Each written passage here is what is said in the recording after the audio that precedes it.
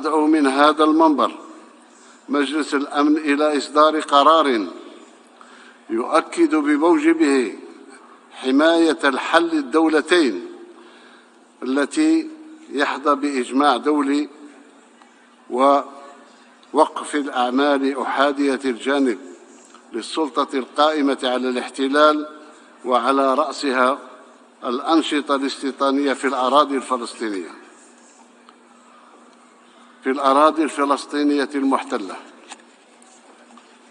مع تجديد المطالبة، وألح على ذلك تجديد المطالبة بعقد جمعية عامة استثنائية لمنح دولة فلسطين العضوية الكاملة فيها. وأكرر،